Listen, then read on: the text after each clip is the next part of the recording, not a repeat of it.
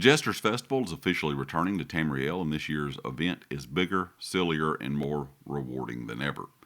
From March the 25th until April the 2nd, you'll be able to earn double XP, chase down brand new collectibles, and dive into some of the most ridiculous quests ESO has to offer. Whether you're here for the loot, the laughs, or just to throw pies at your friends, this event has something for everyone, and today we're going to break down everything you need to know about this event so you can make sure that you get all the items that are available.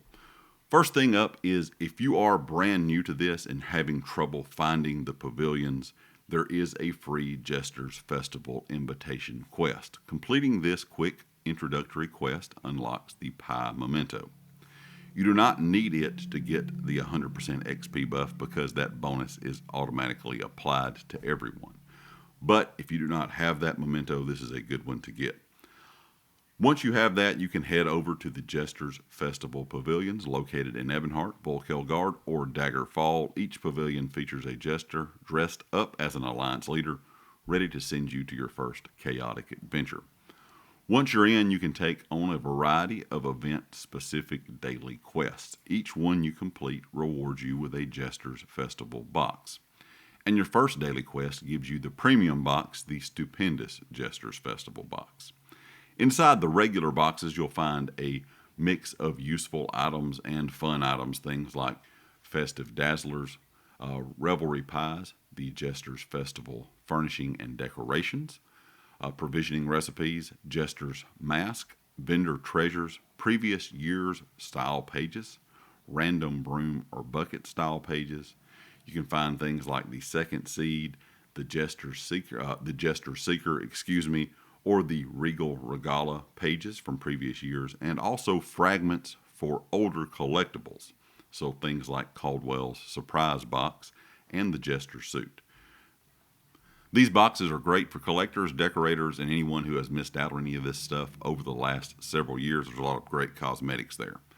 But the Stupendous Box is where the real festival magic happens. This year they're introducing 2 new major rewards that you'll definitely want to try to get a hold of. First of all, you have the One Bad Night outfit style. These are unbound, they are tradable, and they only drop from the Stupendous boxes. So expect these to be hot items in guild traders on the first couple of days once people start getting their hands on them.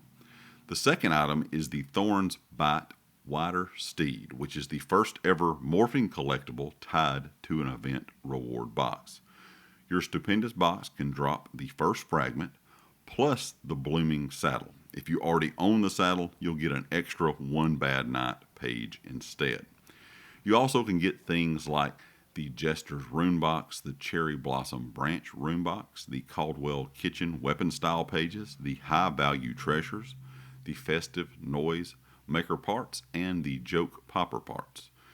This one is a pretty stacked Stupendous box, considering we now get 2 different items, and one of those is a morphing collectible that is tied to those boxes. So that is something they talked about several months ago in the public test server. I did mention that in a video a while back, but this is a kind of a new take on how they're doing some of these events now, adding some new things in and some new morphing collectibles inside of these boxes.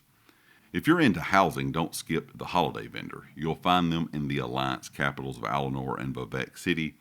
They're selling the new Jester's Festival decorations for gold. But there is a catch to this. You must complete the Elusive Dazzler and the Dazzling Entertainment achievements before the items unlock. But once you have those achievements done, you can purchase those festival decorations. And like I said, they will be available for in-game gold.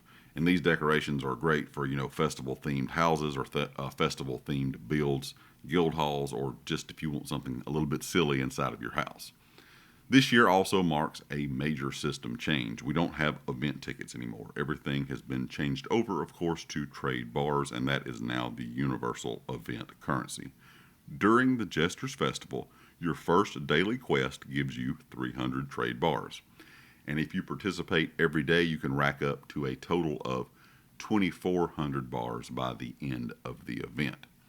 You can spend them on things like the Bat Pet Fragments, the Crimson Bat Statuette, the Rose Blood Wings Recall Fragment, the Red Rose Petals and Sharp Rose Bush Thorn, the new bound One Bad Night style pages. You also can spend them at the Indrik Vendor on feathers, berries, and Indrik pets, or from the assistant who has things like the Morpholite fragments, the Doomchar Plateau fragments, the Soulfire Dragon Illusion fragments, the Hourglass of Alcatosh fragments, the Passion Dancer Blossom fragments, and the Jester Suit fragments. And don't forget, on the 25th, you can also spend these bars at the Gold Coast Bazaar, which has its own rotating stock of trade bar items. So that is coming into the game on the 25th. This new system gives you the ability to collect older fragments or finish long-term cosmetics. So things that may have been in the game that you did not have a chance to get, that you missed out on, they will be rotated in and out of the Gold Coast Bazaar. So keep your eye out on that kind of rotating stock within that once it is available on the 25th. The Jester's Festival is probably one of the more fun events, or the most fun event inside of ESO. This is one that people always look forward to every single year. This and the anniversary event are pretty close together here over the next couple of months. We'll have some great events, some great XP inside of the game. So be sure to hop in, leave me a comment with your thoughts. And of course, if you like the video, hit the like. If you have not subscribed yet, please do so. And I'll catch you next time. Peace.